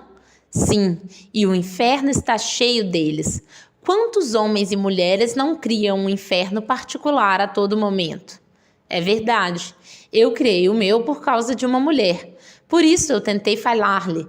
Se ela tivesse me ouvido, eu teria feito de tudo para mudar minha conduta. Mas não, ela não quis me ouvir ou ver. A consequência disto foi uma queda maior de minha parte. Eu só queria o seu perdão, nada mais. Será que eu estava querendo muito? Eu, um ente das trevas, queria ser perdoado por um ente da luz. E nem isto me foi permitido. Avancei nas trevas e descobri tudo o que é permitido a alguém saber. Tornei-me um dos grandes nas trevas. Como conseguiu isto em tão pouco tempo? Eu me impus uma organização implacável. Não admitia falhas em minhas hostes. Tanto isto é verdade que eu fui um dos maiores guardiões da meia-noite. Ainda hoje, quando já não comando mais o nome Barão, impõe medo e respeito. Um da minha linha não se mete em enrascada, pois sabe como agir e por que deve agir. Tudo por causa de suas descobertas nos livros negros, imagino eu. Isto mesmo, você vê muitos guardiões da meia-noite por aí? Não, são muito raros. São muito, mas muito raros. Porque se o encarnado que for praticar alguma magia com o nosso nome não conhecer bem a quem está invocando, pode ser envolvido por nós. Quem nos invoca corre um risco duplo. Ou é envolvido por nós agora, ou será no futuro. É o preço da ignorância. Mas isto me deixa preocupado. Eu ouvi seu pensamento, Taloiá. Nada tem a temer, pois eu vim para a sua esquerda por vontade própria. Vim porque quis. Não fui invocado para servi-lo, como muitos fazem por aí. Isso me tranquiliza um pouco. Bom, vou continuar minha narrativa, senão vamos perder o fio da meada. Então continue, meu amigo, não vou interrompê-lo mais. Sou só ouvido, guardião da meia-noite. Pois bem, eu vi iluminados caídos e cheguei a uma conclusão. Só aceitaria trabalhos que tivessem origem na lei do karma. Com esta decisão tomada, expandi minha falange até a zona do umbral. Conquistei milhares de adeptos ou escravos, como achar melhor, entenda. Contatos com seres de luz. Do velho castelo eu reinava absoluto ao lado de minha princesa. Também ouvi sua indagação mental feita agora. Vou esclarecer. Sim, eu escolhi uma mulher que praticou muitos abortos e tinha sido uma rameira quando na carne, somente para continuar com seu trabalho. Havia sido mulher de todos e de ninguém. Não tinha moral nem caráter. Não era virgem, pura ou santa, nada disto. Ela não tinha nada a ocultar ou mostrar. Era o que era e fim de conversa. Mas ficou ao meu lado porque eu a tirei das garras do príncipe. Ela também havia aprendido sua lição. Não queria que a possuíssem, pois o príncipe a possuiu e ela odiou isto. Hoje não aceita que ninguém a toque. Ai do idiota que tentar tal coisa. pagará caro por tentar. Eu, por minha vez, aprendi minha lição. Nada de preconceitos tolos ou de exploração do sexo oposto. Nós dois estávamos conscientes do preço pago e por isto nos demos tão bem. Saiba que encaminhamos milhares de mulheres para o bom caminho, tirando-as do caminho das trevas. Como faziam isto? Nós atirávamos do umbral ou da crosta terrestre e lhe mostrávamos o erro cometido. Alguns anos ou décadas nas hostes eram o suficiente para conseguirem se encaminhar para as regiões de luz. Por que fizeram isto? Por causa dos livros negros. Se o que estava escrito no livro negro também estava escrito no livro branco, então que se inscrevesse nos 2 livros que um barão que arruinou algumas mulheres e uma mulher que arruinou alguns homens levantaram das trevas e puseram no caminho da evolução milhares dos 2 sexos. Mas sem ninguém lhes pedir? Para que alguém pedir? Isto é hipocrisia, coisa de falso pregador. Quem quer fazer algo é livre para isto. Não precisa esperar que alguém lhe peça. Simplesmente faz e pronto. E isto os ajudou? Sim, e muito. Mas não fizemos ou fazemos isto para sermos pagos por alguém ou receber uma comenda de boa conduta. Apenas achamos que temos uma dívida para com a humanidade e nada mais. Vejo que tenho que aprender com você, professor da meia-noite. Acho que muitos poderiam aprender comigo. Isto pouparia trabalho, tanto para a luz como para as trevas. Mas, como eu dizia, nós fazíamos apenas trabalhos que estivessem de acordo com a lei do karma. E isto nos livrou de choques com a lei. Eu, pessoalmente, nunca tive problemas com a lei. Isto me trouxe prestígio entre os guardiões dos outros pontos. Alguns até vinham se aconselhar comigo. Um dia, um ente da luz se aproximou de mim e pediu para falar comigo. Eu concordei em ouvi-lo, pois não temia a luz, mas sim respeitava. Muitos a temem até hoje, mas eu não. Ele começou a falar. Guardião da meia-noite, tenho algo a lhe propor. Estou ouvindo o ser da luz. Meu nome é Cavaleiro da Estrela Guia. Sou guardião da lei do símbolo da estrela. Eu o saúdo por seu grau, Cavaleiro da Estrela Guia. Chame-me de professor do livro negro, pois é assim que os meus me chamam. O que deseja de mim? Preciso de auxílio. Eu auxiliá-lo, cavaleiro? Como? Está em alguma grande encrenca? Não, mas com uma missão das grandes e espero contar com sua ajuda. Eu tenho observado seu trabalho nas trevas e acho que é o guardião ideal para tal missão. Do que se trata, cavaleiro? Gostaria de me acompanhar em uma viagem? Nada tenho a perder ou a temer, portanto aceito. Mas posso levar minha princesa? Sim, até acho bom ela ver o que tem a mostrar. E minha princesa veio para o meu lado. Como ela usava trajes sumários, ele lhe deu um manto para se cobrir. Deu também 2 colares com um diadema estranho. Isto é para que não sintam a mudança dos planos vibratórios e não interfiram neles. Nós o usaremos, cavaleiro. Partiremos quando quiser. Então vamos, guardião da meia-noite. Em segundos, estávamos num cômodo pequeno, todo cheio de imagens de santos católicos. Eu conhecia muitos deles, pois quando na carne via-os nas igrejas. O que é este lugar, Cavaleiro da Estrela Guia? A casa de um benzedor. É um homem caridoso e vive por seus semelhantes. Nada pede em troca do que faz. Faz o que faz por prazer de fazer e pronto. Onde eu me encaixo na missão dele, cavaleiro? Olhe melhor e verá os que querem barrá-lo em sua tarefa. Eu olhei, sim, eu tinha poder e vi diversos entes das trevas no seu caminho. Por que eles o perseguem, cavaleiro? É por causa dos que ele ampara com sua fé. Só por causa disto? Sim. Não concordam que ele tente ampará-los na dor. Gostariam que caíssem de vez e por isto vivem perseguindo-o. Olhe quem foi o homem e verá se merece sua ajuda. Vou olhar o seu passado, cavaleiro. Eu olhei e vi um caridoso sacerdote no passado. Avancei mais e vi um bom médico. Ele sempre viveu ajudando os semelhantes. Como posso ajudá-lo? Vindo aqui de vez em quando e limpando o astral dele para que possamos ajudar aos que aqui acorrem em busca de socorro. São espíritos encarnados que sofrem todo tipo de choques, tanto na carne como na alma. Se ninguém fizer algo por eles, acabarão trazendo para a vida terrena todas as agruras do inferno. Isto é muito mal. Precisamos de sua ajuda. Acho que isto será fácil. Conheço os tipos que o rondam. Tem alguns que nunca vi, mas sei como agem. Posso contar com sua ajuda, não?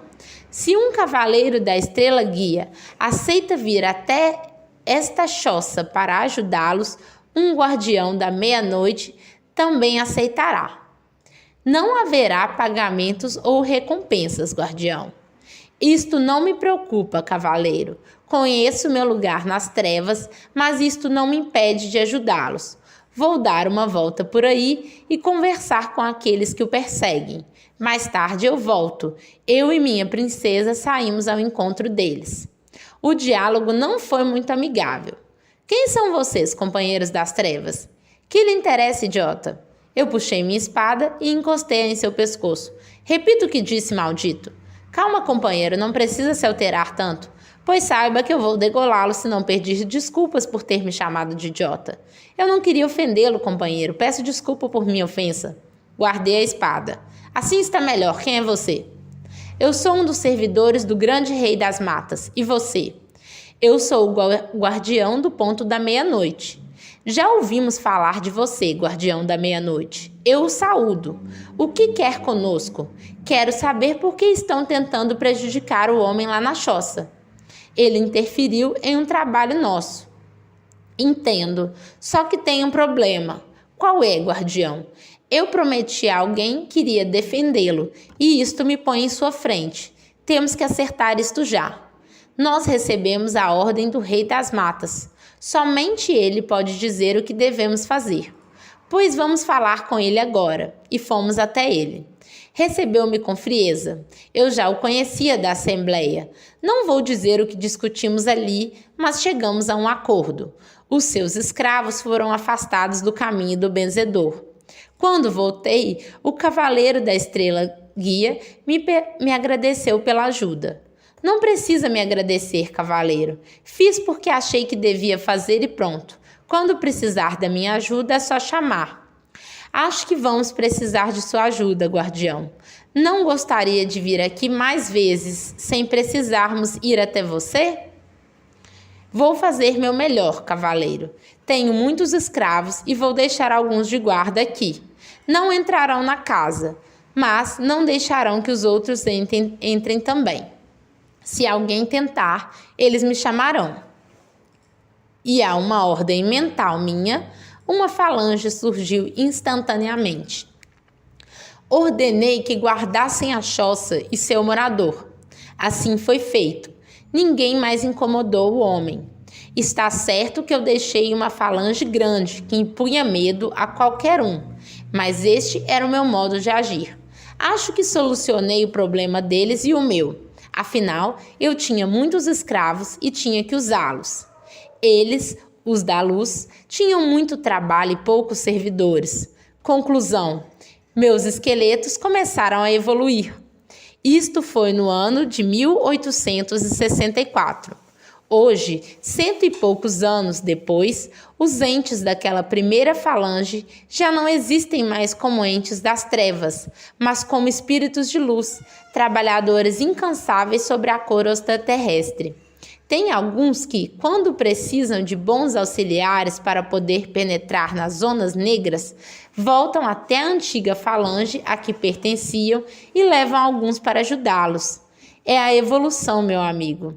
Eles voltaram muitas vezes à minha procura e eu já tinha me acostumado com este procedimento. Eles vinham, eu fornecia escravos, mas não descuidava dos meus. Até hoje não existe aquele que saiu das minhas falanges e que tenha sido aprisionado por outras falanges. Muitos foram feridos em choques com forças poderosas, mas nunca aprisionados. Eu era o barão, um dos mais temidos entre os guardiões das trevas. Se alguém caía prisioneiro de outros, eu ia pessoalmente libertá-lo e ainda escravizava a todos sem pena alguma. O chicote os cortava fundo, isto quando a espada já não o tinha feito. Por volta de 1880, fui apresentado a 2 outros guardiões. Um era o guardião das 7 portas, o outro o guardião dos caminhos, o poderoso tranca-tudo. Hoje eu vejo que eram como eu, sabiam que haviam caído e aceitavam isto como um fato consumado. Tinham enormes falanges de escravos maiores até que as minhas. Eu já os vira na assembleia muitas vezes, mas nunca tínhamos nos falado. Eram calados como eu. Quem nos apresentou foi o mesmo cavaleiro da estrela guia. Descobri que eles já o auxiliavam há muito tempo. Também enviavam auxiliares quando assim era solicitado. Acabamos por nos tornar bons amigos, ou seja, aliados na assembleia. Cada um tinha o seu modo de ser e agir, mas éramos leais uns com os outros. Neste tempo, um ser iluminado me convidou a conhecer um guardião de linha africana. Eu aceitei, afinal, eu já tivera negros escravos quando na carne. O que vi deixou-me perturbado. Vou dizer agora como foi nosso encontro. Venha conosco, guardião da meia-noite. Acho que você ainda não viu tudo o que existe no astral. Eu não vi tudo, guardião dos caminhos. Procurei conhecer apenas o que me interessava. Não quer conhecer um lado que ainda está oculto para você? O que poderia estar oculto para mim? Nós lhe mostraremos. Eu os acompanhei. Fui conduzido a uma localidade estranha. De fato, eu nunca tinha visto aquele lugar. Tinha um portal com diversos símbolos. Aos símbolos eu já conhecia, mas o portal não. Havia 2 lanceiros da antiguidade guardando-o. Quando viram os outros 2 guardiões chegarem, saudaram com uma continência especial. Que lugar é este, guardião dos caminhos? Isto é um local pertencente ao Grande Oriente. Existem muitos iguais a este no astral, guardião da meia-noite. Como eu nunca vi antes? Estavam ocultos à sua visão. Seus poderes nas trevas são incontrastáveis, sabemos disso. Mas há coisas que ainda estão fora do seu alcance visual. Um dos guardas tocou numa pedra no batente do portal e ele se abriu. Saiu um homem que não reconhecia de imediato. Tinha algo de familiar, mas não conseguia atinar para o quê. Convidou-nos a entrar. Entramos e os 2 outros guardiões tiraram suas armas que foram guardadas em um compartimento especial. Não pediram as minhas, eu também não as dei. Vamos por este lado, senhores, falou o homem. Nós o seguimos por um corredor todo iluminado e pintado com símbolos, um mais estranho que o outro. Quando chegamos ao fim do corredor, uma porta verde se abriu. Dela saiu um velho de longas barbas brancas que nos deu 3 colares com um cristal verde pendurado. Para que servem estes colares? Perguntei.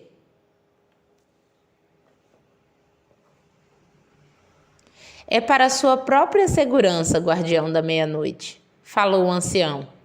Já sou conhecido até aqui? Sim, nós o conhecemos há muito tempo, guardião. Queiram acompanhar-me, senhores. Já estão esperando-os há tempos. Vocês vêm sempre aqui, guardiões? Não, só em ocasiões especiais. Então eu vou ver algo especial hoje? Perguntei sorrindo. Você é o especial hoje, barão. Agora é melhor ficarmos em silêncio. Eu fiquei inquieto com aquelas palavras do guardião das 7 portas, mas calei-me. Tinha aprendido a lição na assembleia. Em lugar estranho, eu não abria a boca, ou seja, não falava, só ouvia e observava. Esta conduta foi minha saída para não arranjar encrencas. Entramos em um enorme salão. Tinha em suas paredes símbolos e mais símbolos, insígnias e outras coisas, mas que não posso revelar. Fiquei mais perturbado ainda. A que lugar estranho haviam me levado? Meus sentidos estavam todos alertas. Acalme-se, barão. Aqui não há o que temer.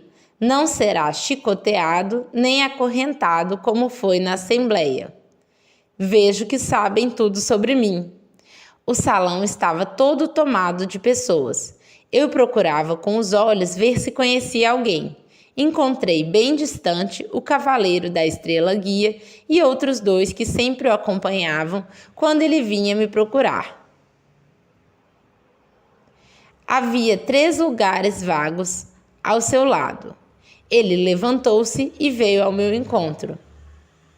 Saudou-me e convidou a mim e aos seus companheiros para sentarmos ao seu lado. Era um comportamento digno, muito diferente da Assembleia. O silêncio era total. Os assentos estavam dispostos de forma oval. Nós ficamos em uma das extremidades. Na outra, havia uma grande mesa com diversos homens e mulheres sentados. Eu observava tudo e a todos, mas não falava ou pensava nada. Sabia que se pensasse algo, todos ouviriam meus pensamentos. Acho mesmo que o silêncio tinha esta finalidade: ouvir meus pensamentos. Mas eu era um guardião das trevas e sabia controlar-me. Nisto, um homem levantou-se da mesa e falou: Muito bem, senhoras e senhores. Como todos sabem, temos entre nós um dos maiores guardiões das trevas. É o guardião da meia-noite. Todos já o conhecem e sabem quem é ele. Eu vi eles assentirem com a cabeça. Pois bem, o cavaleiro da estrela da guia falará por ele aos senhores. O cavaleiro levantou-se e foi até o meio do salão. Começou a falar sobre minha conduta e dos auxiliares que eu já havia lhe prestado. Pediu que algum deles, que já haviam conquistado grau de luz, fossem trazidos. Vários deles entraram no salão e ficaram perto do cavaleiro. Eu não os reconheci, pois já não eram esqueletos. Foram até onde estávamos e se apresentaram pelos nomes. Eu me lembrei vagamente deles. Nós lhe agradecemos a oportunidade que nos deu um dia, barão. Não o esqueceremos por todo sempre, pois hoje sabemos que era a lei maior que nos castigava e não o Senhor. Eu não disse nada, pois nada conseguia dizer. Pediram licença e foram embora. Aquilo tudo estava me deixando mais incomodado ainda.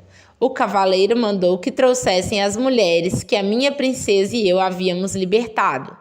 Não estavam todas ali, mas eu reconheci algumas. Também vieram agradecer-me.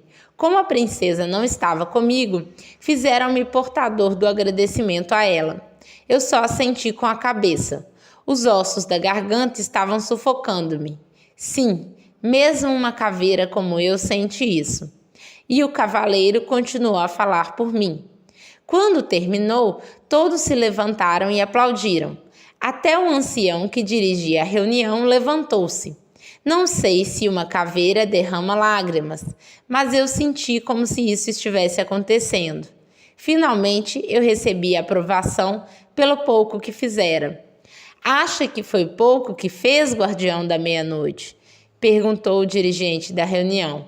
Sim, senhor, poderia ter feito muito mais se tivesse me solicitado. Gostaria de fazer muito mais? A que isto me conduzirá? Perguntei curioso. Para onde não sabemos, mas poderemos unir sua força à nossa e então veremos o que resultará.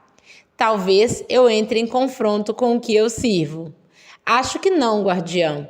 No fim da linha, os extremos se encontram. O de cima se entrecruza com o de baixo e formam o todo. Nós somos aqueles que habitam o meio. Isso é interessante, senhor. Continue, por favor. E ele continuou falando do todo e das partes que o compõem.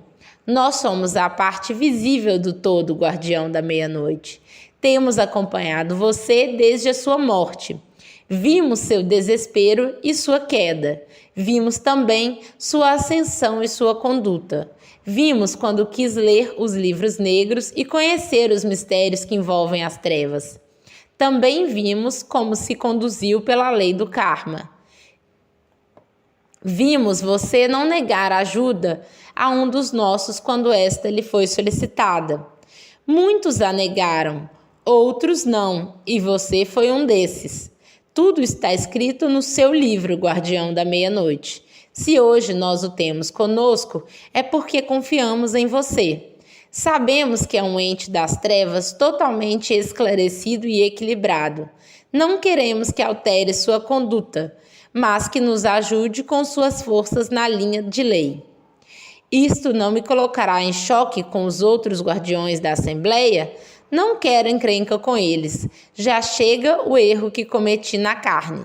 Não quero cometer outro agora que sou só ossos. Nada disto acontecerá, Guardião da Meia-Noite. Diga então como poderei ajudá-los. Antes você terá que escolher um dos símbolos sagrados para servi-lo. Não entendi, Senhor. Você será um instrumento do símbolo, e quando agir dentro da lei, o símbolo o amparará. Não haverá força ou entidade que o subjugue enquanto assim proceder. Isto é quase o mesmo que o príncipe me propôs um dia, não? Sim, mas com uma diferença. Esta é a porta do retorno ao seio do Criador. Além do mais, será muito mais difícil do que com o príncipe, pois aqui não haverá ninguém para chicoteá-lo. Você que verá se está subindo ou caindo, e se cair, a lei o lançará num abismo muito mais profundo que aquele que você já desceu. Deste não há retorno. Compreendo, posso pensar um pouco? Quanto tempo, guardião? Alguns dias. Não, só tem agora para pensar. Amanhã já será muito tarde. Foi assim que o príncipe fez comigo na tumba. Não há escolha nem tempo para pensar. Será que você já não escolheu o caminho, guardião? Como assim? Quando o cavaleiro da estrela da guia o procurou, você lhe deu ajuda. Por que um ser das trevas iria ajudar a um ser da luz se não tivesse algo dentro de si? Aquilo foi diferente. Pense bem, guardião, e depois me diga se não há nada em seu interior que o tem movido. Não preciso pensar, o senhor já o sabe, certo? Sim, é por isto que nós o trouxemos aqui hoje. Está na hora de se levantar, Guardião da Meia-Noite. O seu passado pede isto com toda a sua força. Eu aceito, Senhor. Acho que já vi o bastante para saber que não me conduzo, mas sou conduzido. Sabe a conclusão, Guardião. Escolha o seu símbolo e será regido pelas leis e mistérios que estão contidos nele. Eu olhei os símbolos e escolhi o símbolo que tinha 3 cruzes em seu interior. Imediatamente, uma luz forte se fez presente e foi tomando forma. Quando esta já estava totalmente plasmada, vi um ancião curvado, apoiando-se num cajado, com diversos símbolos pendurados. Tinha o corpo todo coberto por uma palha desconhecida para mim. Sua vibração não era contida pela forma plasmada. Eu senti os meus ossos se deslocarem do lugar, tal a intensidade. Quando ele levantou o cajado, eu fui puxado a seu encontro. Pensei que ia me despedaçar todo, pois eu era só ossos. Caí de joelhos aos seus pés. Só então eu vi que ele também era só ossos. A ponta do cajado tocou minha cabeça e um choque muito forte percorreu todo o meu corpo. Vou morrer outra vez, pensei, quando uma voz gutural respondeu ao meu pensamento. Não morremos 2 vezes, Exu da Meia-Noite. Eu o marco como um dos meus. Você me serve, eu o amparo. Você me servirá e a lei viverá em você. Você foi lançado ao solo pelo poder do símbolo da cruz. Você carregará sua cruz e a lei o ajudará. Mas se você abandoná-la, ela o esmagará. Sua força não é maior que sua cruz, mas ela lhe dará forças para carregá-la. Sirva e ela o engrandecerá, mas renegue e fraco se tornará. Ame sua cruz e o amor a ela o inundará, mas odeie ela e odiado será. Louve-a e louvado será, renegue-a e renegado será. Mas ele não falou. Assim como veio, foi-se embora. Levantei-me ainda tremo. Tudo foi tão rápido que eu estava apalermado. Novamente todos me aplaudiram. Virei-me para o cavaleiro e perguntei: por que os aplausos agora? É que a partir de hoje você é um dos nossos. Como uma caveira como eu pode ser um de vocês? Nós estamos separados por uma linha muito tênue, guardião. Você está à esquerda da cruz e nós à direita. Nada mais nos separa. Mas eu ainda sou um esqueleto com um manto negro. Caso queira, poderá voltar à forma que tinha quando na carne. Isto nunca. Sinto vergonha do meu passado. Então escolha a forma que quiser. Fico como sou agora, assim não serei reconhecido. Quem era o ser de luz que veio até aqui? Ele é o Senhor dos mortos, guardião das almas que passam pelos cemitérios. Como? É o maioral lá do cemitério em que fui enterrado? Digo, o chefe da região escura? Ele é um guardião à esquerda, reina nas zonas negras, mas há uma outra faixa de atuação que você não conhece. O maioral da Assembleia não é o mesmo da linha das almas no ritual africano e nem é o maioral no símbolo da cruz. Eu achei que sabia muito, cavaleiro, mas vejo que ainda não sei nada. Pois eu acho que você já sabe o bastante, guardião, e é hora de aperfeiçoar seu saber. Mas por que fui chamado de Exu da meia-noite? É assim que são chamados aqueles que estão à esquerda no ritual antigo. Ainda não entendi. Vamos deixar o salão agora, pois precisam voltar aos seus lugares de atuação. Você olhou bem para os símbolos? Sim. Onde eu os ver, saberei reconhecê-los. Olhe sua capa, guardião. Tirei minha capa e vi um símbolo gravado nela. Quem o fez que eu nem percebi? Foi o senhor Abaloaê, ou senhor dos mortos, quem o marcou como um à sua esquerda. Começo a ver que é muito mais profundo do que eu imaginava no princípio. É, guardião, venha conosco e você entenderá melhor. Eu o segui, depois de saudarmos os outros membros da reunião. Levaram-me a uma biblioteca enorme. Os corredores não tinham mais fim. A quantidade de livros era tamanha que toda a eternidade não seria suficiente para ler a todos eles. Fantástico, falei eu. Como conseguiram acumular tantos livros? Os milênios fizeram isto. Aqui é somente um dos centros de estudo do Grande Oriente Luminoso. Vou pedir alguns livros para você, guardião. Neles, você poderá tirar todas as suas dúvidas. Uma moça veio ao nosso encontro. Após a saudação comum àquele lugar, o cavaleiro pediu 7 livros à jovem. Ela sumiu em um dos corredores e pouco depois voltava com os livros. Eram enormes, ela mal podia com eles. Aqui estão, cavaleiro da estrela da guia. Ficarão aos seus cuidados até retornarem aos seus lugares na biblioteca. Este outro aqui é um presente para o seu amigo. E ela estendeu-me um livro dourado, que era uma condensação da história do Grande Oriente. Vou ler primeiro este, cavaleiro. Quero saber onde me meti desta vez. Garanto que vai gostar, guardião. Quanto aos outros, cada qual tem um símbolo na capa e um nome. Espero que os compreenda no todo e nas partes. Só assim saberá se situar à esquerda da linha da lei. Vou estudá-los com atenção. Quando tiver entendido, eu os devolverei a você. Onde poderei encontrá-lo? Ainda nos veremos muitas vezes, guardião. Vamos agora? Sim, minha princesa deve estar preocupada com minha ausência. Já íamos saindo do grande recinto quando vi alguém que não me era estranho. Foi num relance que a vi e isto me deixou confuso. O que houve, guardião? Não foi nada não, cavaleiro. Tive a impressão de ter visto uma conhecida minha. Quer vê-la? Eu levo até ela. Vamos, mas não fale que sou barão, está bem? Sim, respeitarei sua vontade. Fomos até onde estava a mulher. Era uma freira. Madre, quero apresentar-lhe o novo membro do Grande Oriente Luminoso. É o guardião da meia-noite. Muito prazer, senhor. Sou a Madre Beatriz. Estou honrado por conhecê-la, Madre.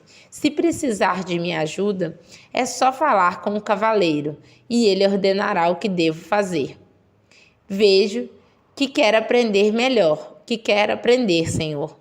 Exu da meia-noite. É assim que fui denominado pelo senhor Abaluaê, e assim que quero ser chamado. Então, senhor meia-noite, vejo que quer aprender. Sim, somente um tolo fica parado no tempo, madre. Vejo que a senhora também gosta de aprender. É o que mais gosto de fazer. Procuro me aperfeiçoar com boas leituras. Pena que tenho pouco tempo para isto. Não mora aqui? Eu imagine só. Não, senhor guardião. Venho aqui muito raramente. Trabalho na crosta terrestre. É lá que passo a maior parte do tempo. E o senhor onde mora?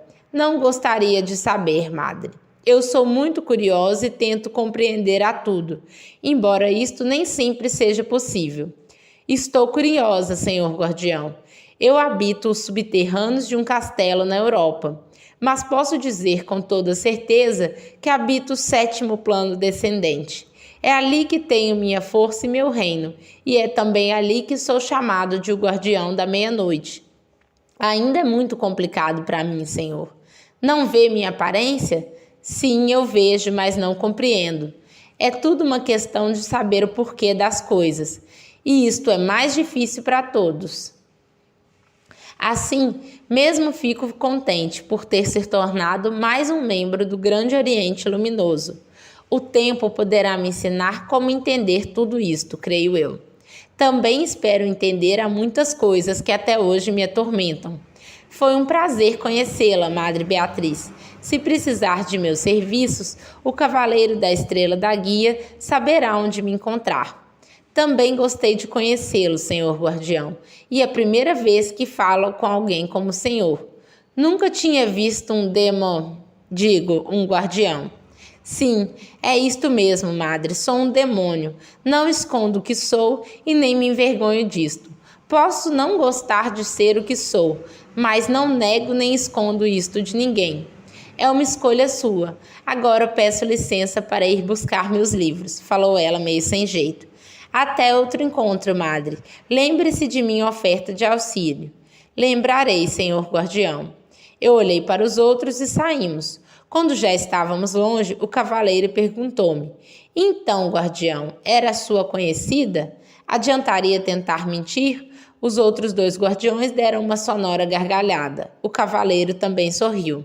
Não, acho que não adiantaria. Estou vendo isto em seus rostos. Sim, cavaleiro, era ela mesmo. Não mudou muito, só está mais madura. Você ainda gosta dela, guardião? Não, apenas devo algo a ela que nunca poderei pagar. Conhecem a nossa história? O guardião das 7 portas falou. Não, companheiro, e nem quero ouvir. Não fica bem um guardião como você começar a chorar por causa do passado, não é mesmo? E deu outra gargalhada. Acho que não, guardião das 7 portas. O que não diriam os meus escravos nas trevas se soubessem que mesmo eu tenho uma mágoa a ocultar perante todos? O cavaleiro também falou. Pois saiba, guardião da meia-noite, que foi sua mágoa que o conduziu até nós. Será que ela me reconheceu? Duvido, companheiro. Como ela iria ver o velho barão numa caveira horrível como você? Falou o guardião dos caminhos. É isto mesmo, ela estava assustada com nossa presença, companheiro. Falou o outro guardião. O que pode me dizer, cavaleiro? Ela não reconheceu. Você estava emocionada e ela assustada. Se não fosse minha presença, creio que ela teria saído da biblioteca em disparada. Agora compreendo porque sou tão temido, companheiros. Acho que assustamos mais pela aparência que pelo poder. Eu também dei uma gargalhada.